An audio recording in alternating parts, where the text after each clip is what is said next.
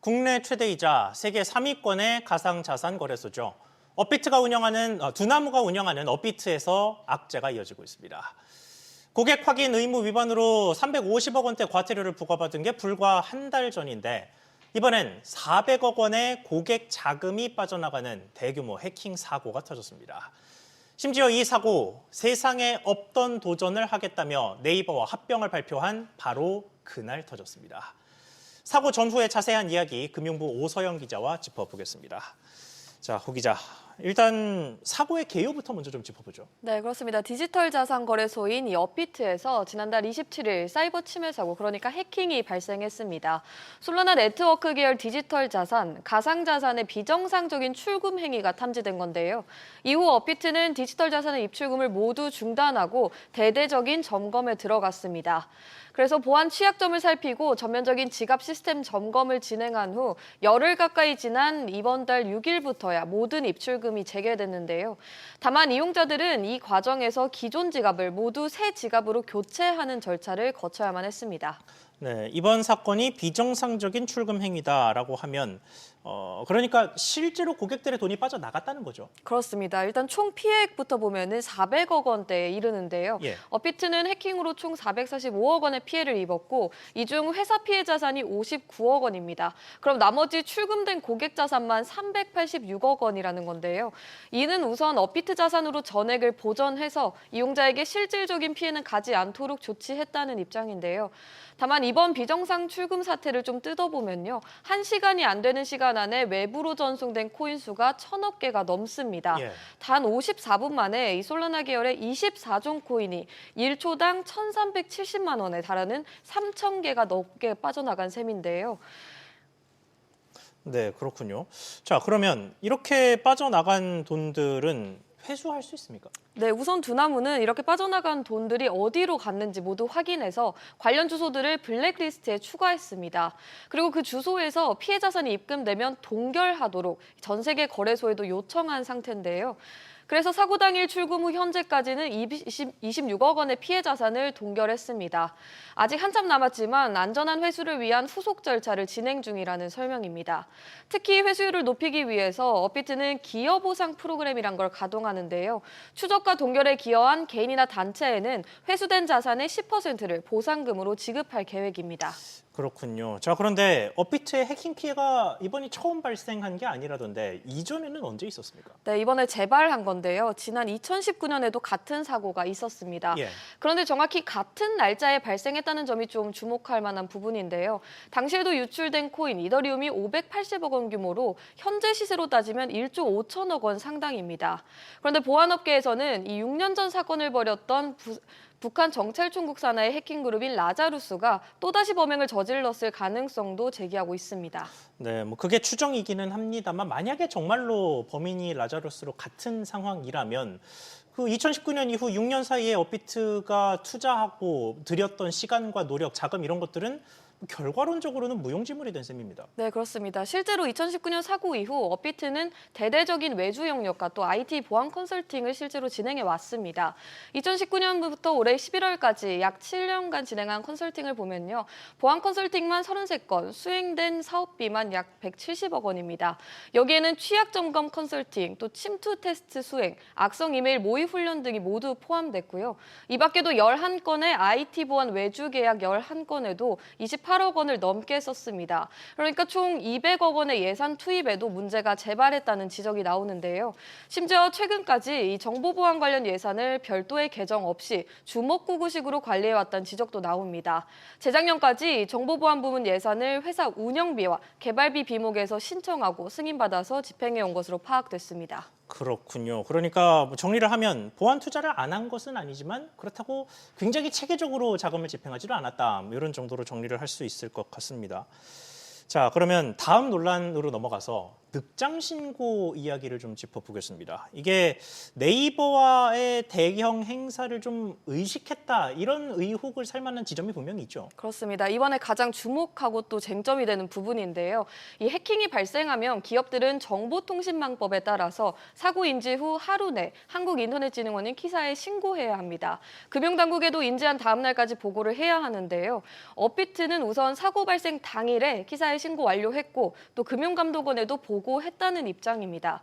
그런데 이 타임라인을 좀 보면요. 예. 새벽 4시 42분에 비정상 출금 알림을 탐지하고 6시간이 지난 10시 58분에서야 해킹으로 최종 확인해 당국에 유선 보고를 하는데요. 이 시스템을 통해서 문서로 공식 보고한 건 좀 더 늦은 11시 45분입니다. 이 사이 공백 6시간이 좀 긴 시간은 아닌 것 같지만 공교롭게도 이 시간에 두나무와 네이버의 공동 기자간담회가 진행됐습니다. 지난달 27일 오전 9시 30분인데요. 송치영 두나무 회장과 오경석 대표, 또 최수연 네이버 대표의 발표와 질의응답이 이뤄지는 주요 간담회가 마침 진행될 예정이었습니다. 특히 최근 손을 맞잡은 두나무와 네이버가 미래 전략과 성장 비전을 공유하는 첫 자리로, 그런데 이 해킹 보고는 마침 이 행사가 끝난 시간쯤 이루어졌다는 겁니다. 만약 신고가 즉시 이루어졌다면 민간 대응이 더 빨라서 피해 규모를 줄일 수도 있었을 텐데 행사를 이유로 신고가 늦어진 것 아니냐는 의혹이 나오는 지점입니다. 그렇군요. 그런데 이게 늑장 신고 문제와 별개로 당국이 해킹 사고에 대한 책임을 업비트에게 물을 수가 없다. 이런 이야기가 나오더라고요. 그렇습니다. 가상자산 사업자라서 그런데요. 예. 이 법으로서 아직 사각지대이기 때문입니다. 이 아직 가상자산 업자들한테는 보안 사고가 발생했다는 이유로 법으로 규율할 수 있는 근거가 없습니다. 이 때문에 법 정비가 필요한데요. 금융당국은 이번 사건을 계기로 이런 경우 제재할 수 있는 내용을 가상자산법 2단계 입법에 반영할 계획이라고 설명했습니다. 해킹이나 전산사고로 이용자가 이번과 같이 손해를 입으면 금융사가 손해배상뿐 아니라 금융당국이 과징금을 부과하는 전자금융거래법과 같이 법안이 마련될 전망입니다. 또 이와 별도로 현재 금융감독원은 사고 발생 직후 현장 점검에 나가서 문제가 있었는지 살피고 있습니다. 네, 다만 법이 미비해서 처벌을 피할 수 있다고는 해도 후폭풍 자체를 피할 수는 없겠죠. 이번 사태의 영향들을 좀 보겠습니다. 우선 이번 해킹 사태가 앞서 행사가 있었다고 얘기했던 네이버와의 합병에 영향을 줄 수 있을 것이냐, 이 부분도 좀 관심인데 어떻습니까? 그렇습니다. 영향을 줄 수 있다 이런 분석도 나오고 있는데요. 그 이유를 좀 보면 우선 최근에 두나무와 네이버 파이낸셜은 포괄적 주식 교환 방식으로 합병에 나섰습니다. 두나무가 네이버 파이낸셜의 100% 자회사로 편입되는 모양새인데요. 예. 다만 최종 합병까지 거쳐야 하는 절차들은 아직 좀 남아 있습니다. 금융당국의 대주주 변경 승인을 받아야 하고요. 가상자산 사업자 변경 신고도 해야 합니다. 이후 공정위의 기업 결함 심사도 거쳐야 하는데요. 이 신고들은 법적 요건만 갖추면 되지만 이 중요한 건 금융당국이 좀 더 꼼꼼히 보는 절차인 증권신고서 제출입니다. 주식 가격 산정이나 사업 계획 등이 적정한지 종합적으로 살펴서 정정 요구를 할 수 있는 부분인데요. 이번 사고와 같은 것들이 이 증권신고서 제출에서는 변수가 될 수도 있다는 얘기가 나옵니다. 예. 또 이 두 회사의 결합은 스테이블 코인 도입을 앞두고도 주목을 받습니다. 두나무는 가상자산 거래가 가능하고 네이버 파이낸셜은 핀테크로서 은행 없이 결제가 이뤄질 수 있는데요. 이렇게 은행을 끼지 않는다는 지점에서 자금 세탁 위험이 커지고 또 감독 공백이 발생할 수 있다는 우려도 함께 나오고 있습니다. 알겠습니다. 이 부분은 스테이블 코인의 제도적인 문제와도 얽혀 있기 때문에 상황을 좀 더 지켜봐야겠고, 자, 이렇게 미래 합병 이슈까지 가지 않아도 업비트 해킹의 후폭풍 자체는 여전히 나오고 있습니다. 이미 탈업비트 움직임이 좀 나오고 있죠. 그렇습니다. 실제로 기업에 좀 타격이 가고 있는 모습인데요. 한때 점유율이 70%에 이르렀던 업비트는 현재 점유율이 60%대 초반까지 떨어졌습니다. 해킹 사고 이후 이달 초까지만 해도 69%였던 점유율은 최근 며칠 새 61%대까지 내려온 상황인데요. 거래소 2위인 빗썸의 점유율을 내주면서 빗썸 점유율은 오히려 30%대를 훌쩍 넘기고 있습니다. 아직은 국내 1위 거래소 자리를 지키고 있지만 이 계속된 리스크에 업비트 이용자 이탈이 현실화되면서 굳건하던 점유율마저 흔들리고 있다는 분석이 나옵니다. 현재 가상자산 업계는 기업 전용 서비스를 출시하거나 자동 투자 서비스 경쟁도 치열한데요. 두나무가 직면한 과제들을 어떻게 풀어나가면서 기존 1위 지위를 지킬 수 있을지 주목됩니다. 네, 최근에 일련의 해킹 사태에서 특히 반복됐던 게 조사를 거치면서 몰랐던 피해가 계속해서 새롭게 드러났다는 문제였는데, 두나무는 추가 피해 없이 이용자 신뢰 회복을 잘할 수 있을지 지켜봐야겠습니다. 잘 들었습니다.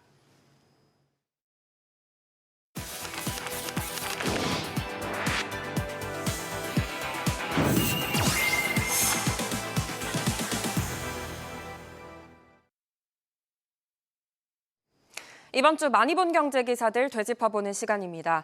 이번 주 한국인의 부동산 사랑 얼마나 뜨거운지 가계 비금융자산 지표로 보여주는 기사 나와서 주목을 끌었습니다. 또 퇴직 후 당장 쓸 돈이 없어서 손해를 보면서도 국민연금을 당겨받는 국민들이 늘고 있다는 소식, 또 인공지능, AI를 활용한 허위 과장 광고가 늘고 있어 정부가 대책 마련에 나섰다는 소식들이 많이 읽혔습니다. 하나하나 살펴보겠습니다. 먼저 월요일 기사입니다. 정부가 코스피 5천 시대를 천명하며 부동산으로 쏠린 국내 가계 자금을 주식시장으로 옮기기 위해 안간 힘을 쓰고 있죠. 실제 우리나라 가계 자산이 부동산에 얼마나 쏠렸나 확인해 봤더니 해외 주요국들과 그 비중이 2배까지도 차이가 나는 것으로 나타났습니다. 부동산은 불패라는 한국인의 지독한 부동산 사랑이 지표로 확인되는 건데요. 기사 보고 오겠습니다. 한국경제인협회에 따르면 지난해 우리나라 가계의 비금융자산 비중은 64.5%로 한국, 미국, 일본, 영국 4개국 가운데 가장 높았습니다. 주택과 같은 부동산이 자산 3분의 2가량을 차지한다는 건데요. 미국 32%, 일본은 36.4%였고 영국도 51.6%로 우리보다 10%포인트 이상 낮았습니다. 금융자산도 현금성 자산에 집중돼 현금, 예금 비중이 46%, 절반에 달했고 보험과 연금 비중은 29%로 나타났습니다. 금융투자 상품은 24%에 그쳤는데요.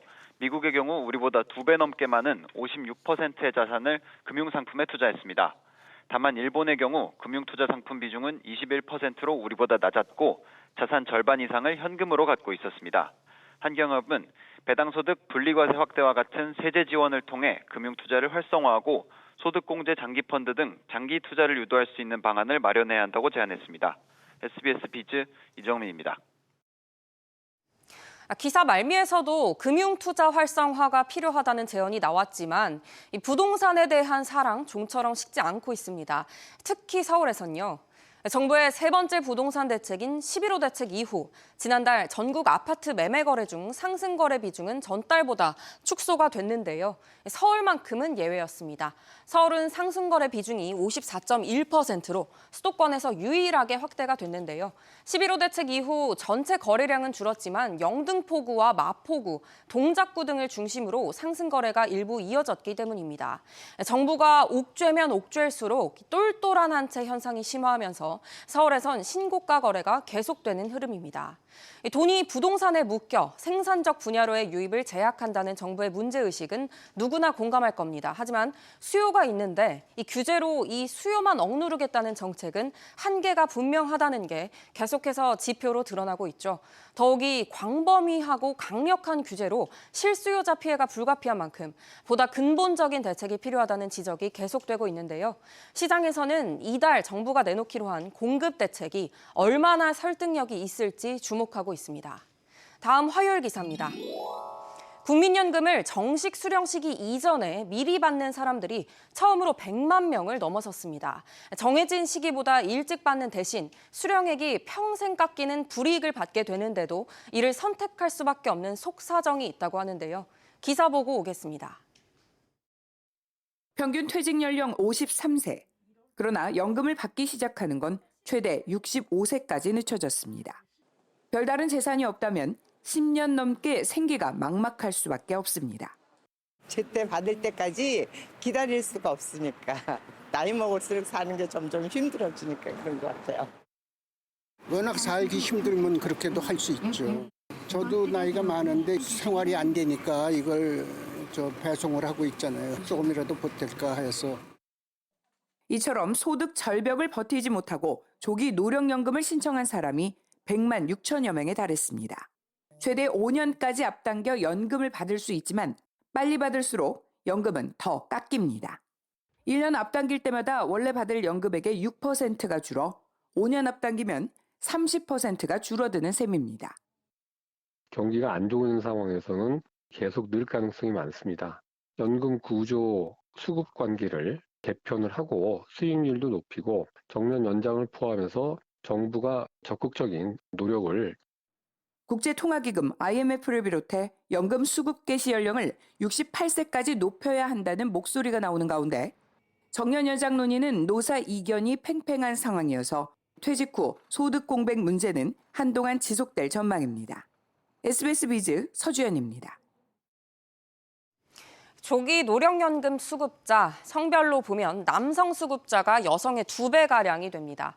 과거 가계 주소득원이었던 남성 가장들이 은퇴 후 소득 단절을 메우기 위해 조기연금을 선택하는 경우가 많다는 점을 시사하는데요. 이런 흐름은 근데 갑작스럽지 않습니다. 이미 2년 전부터 전조 현상이 뚜렷하게 나타나기 시작했습니다. 2023년 상반기를 보면 조기연금 신규 신청자가 6만 3천여 명으로 불과 반년 만에 전년도 1년치 전체 신규 수급자 수를 훌쩍 뛰어넘었습니다. 당시 무슨 일이 있었냐 하면 국민연금이 재정 안정을 위해 수급 개시 연령을 만 62세에서 63세로 한 살 늦췄던 때입니다. 1961년생들이 여기에 직격탄을 맞았는데요.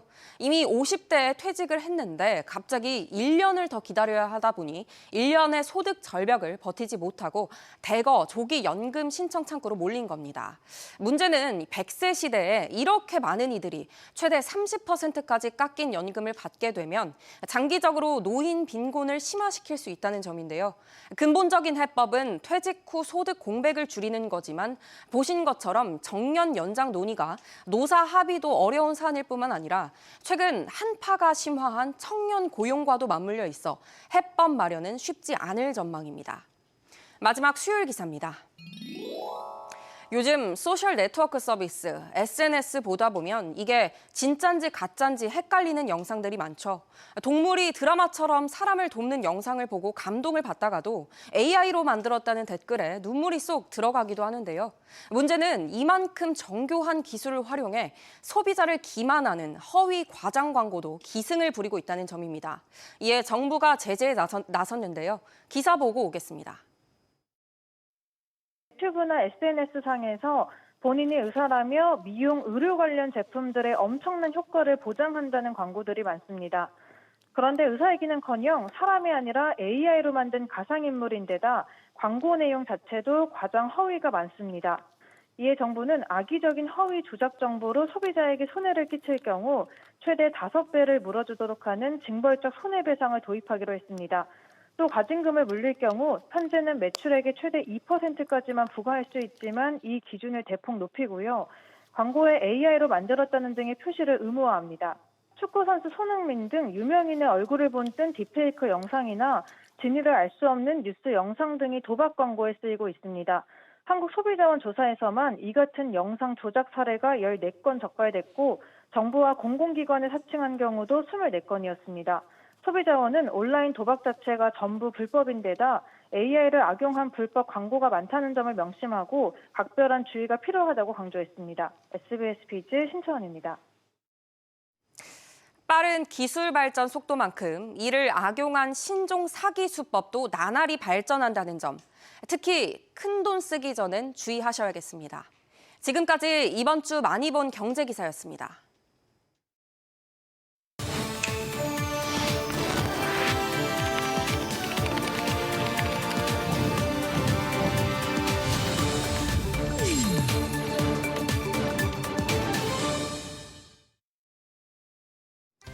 이번 주 산업계 곳곳에서 주목받은 CEO들 몇 면을 짚어보겠습니다.